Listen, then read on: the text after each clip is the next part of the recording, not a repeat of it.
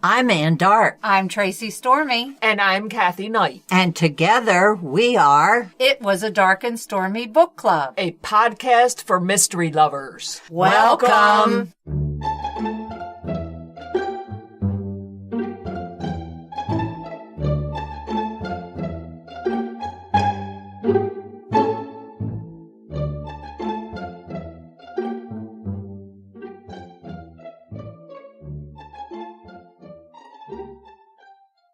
Welcome back. On this episode, we're going to have an interview with Cathy Ace, who is the author of The Corpse with the Silver Tongue, and then we will highlight Into That Good Night, written by Levis Keltner. Well, how is everybody? Good. That hurricane turned out to be a dud, thank God. Well, hey, For Maryland, anyway. I said, didn't I predict? Yes, I bought you my said. stuff. Yes. I was ready. It did not come. All we got was a bucket of rain. So. Yeah. We got more than a bucket. We got more than a bucket. Well, I had a big bucket. To be fair, poor North Carolina, our Our hearts hearts go are out with to them. them. And I have a couple of friends who live down there who had to be evacuated. One of my good friends, her daughter bought a house on the coast of North Carolina, and she moved in 2 weeks before the hurricane. So I have not heard how she made out. I'm praying everything is okay down there. And I'm sure everybody knows, but the Red Cross is looking for monetary donations and water and anything you can give to help those victims A lot out. of churches are taking donations too. Well, my friend who lives in Raleigh, she didn't get as much as the coast did. That's she was good. pretty fortunate, but she said they really need money. So if you can donate to the Red Cross or any charities that are doing work in North Carolina, please do so. Please be careful, though. Do not donate to some of these scams. Be very aware of where your money's going. There are a lot of people who take advantage of these situations when they arise, and we wouldn't want anybody to be scammed. Well, on to a happier topic. We attended the wedding of our niece, that is Kathy and myself, and Mom was also there for the wedding. And Congratulations, Alexandra and Sean Statter. Yes. It was a beautiful wedding down on the water. It was a beautiful wedding, and everyone had a good time. And we party. Yes. So The weather cooperated, thank goodness. It looked like it was going to rain there for a little while. It tried to spit. It didn't. I didn't think they wanted to deal with Allie's wrath if it did. So The only problem they had through the whole thing was the train went by right in the middle of the I vows. kind of think it kind of added to it. I think it was funny. That's I'm what sure. you get when you have a wedding in Havre Grace. Yes. Yes, right by the railroad tracks. Still a beautiful wedding, and we wish them all the best and a long, happy life together. Yes. Absolutely. And we are going to have an interview with Cathy Ace. Cathy Ace's criminal psychologist, overindulgent foodie sleuth Cait Morgan has stumbled upon corpses with a silver tongue,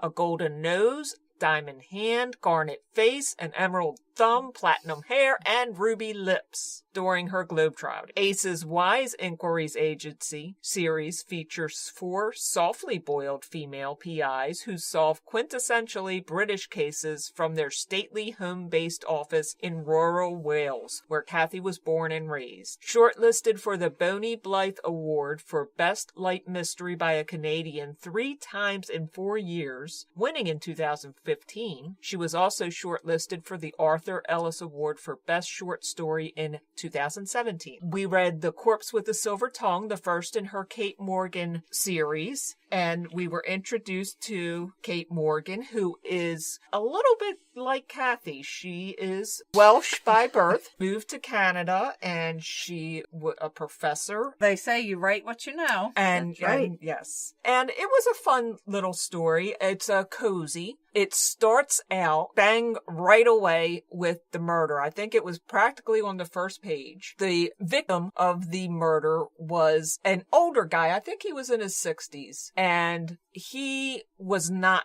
very likable. He was a pompous sort, and he also had this nasty habit of collecting tidbits about people that he could use against them. Practically everybody he knew. So you knew he was going to be... Oh, yeah. He was the victim. Yeah, and like I said, practically everybody he knew had a reason to do him in. Nice people ever get killed in these books. Yes, they do, but you don't read them as much. Yeah. So Alistair is giving a birthday party for his young trophy wife Tamsin, who is the epitome of a young trophy wife, who is a gold digger, and she's not very bright. She manages to reel in the rich guy. So he face plants into his bowl of escargot. And there are 6 people, I think, in the room, and each one of them, it turns out, has a motive to kill him. Some is not big motives, some are smaller motives, but everybody's got some kind of reason they could kill this guy. And Cait Morgan is among one of the diners, so she is... Oh, so this is like a locked room. It's like type. a locked room mystery, sort of. Did she yes. have a reason to kill him, too? Yeah, she hated him.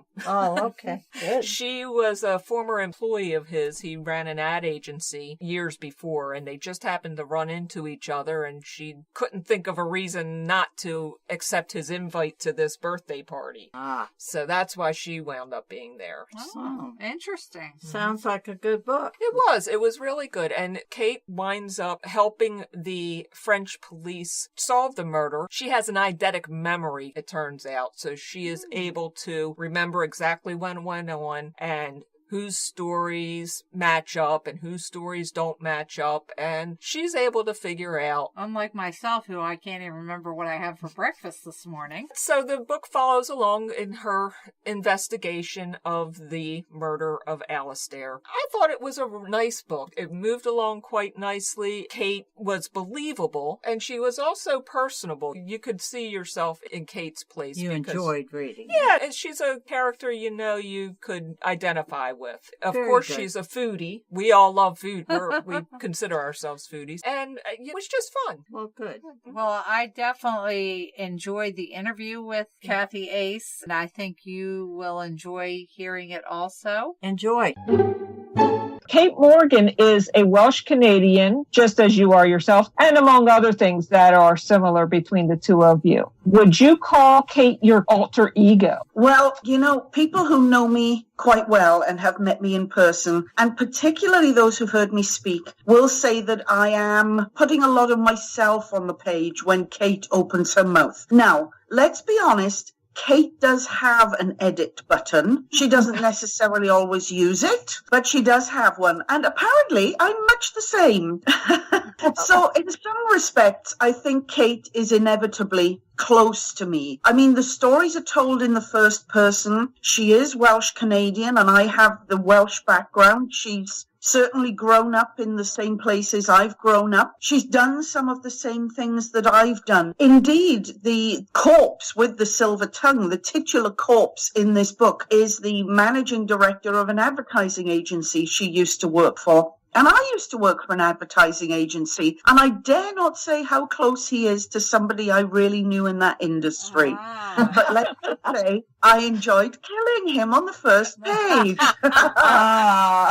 So I'm not giving away too much because most of my corpses, every titular corpse is dead by the end of the first or second page. So I don't feel as though there are any spoilers concerned when I say that the corpse with the silver tongue is an ex-boss of Cait's. There was something coming from the heart in that respect. But she's got a lot of habits and she's got a lot of abilities that I don't have, and vice versa. I have some habits and abilities that I've not shared with her. And when I travel the world, I'm delighted to say I tend not to go around tripping over corpses. That's Well, very good. if you're looking for some new victims, I have a couple ex-bosses. I'd like to volunteer for that myself.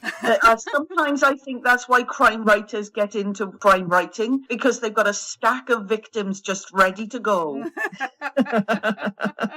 That's great. Well, you brought up the Cait about her traveling, and there's a lot of locations that you mentioned. Morgan. Have you been to these locations, and did you base them on your own experience? You're right. Each book that Cait Morgan features in is set in a different country.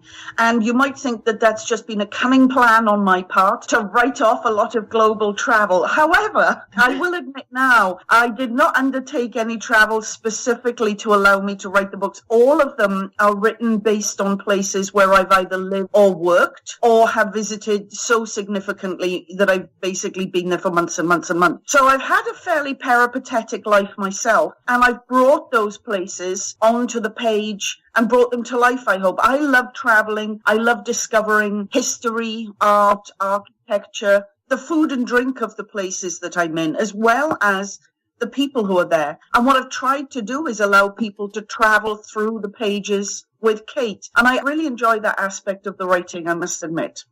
Well, it did come through. I enjoyed the descriptions of Nice, and it sounds like a wonderful place. And it really came through on the page, I believe. I'm glad it did. Nice is a place I've spent like 3 or 4 months each year there for many years. I came to love it in a way that was probably a little unhealthy. I haven't been there for a few years now, and I miss the people, my friends who are there, but I also miss the light. And I really understand why so many artists found the light in the south of France to be an inspiration. It really is, and I do miss that. It is a beautiful place. Sunset. We weren't there long enough. We were on a cruise, and we just stopped there for the day, but it was absolutely beautiful. The harbor was just breathtaking. Were you in Villefranche, maybe? No, we were in Nice, because we Oh, you were in Nice? Yes. Yeah.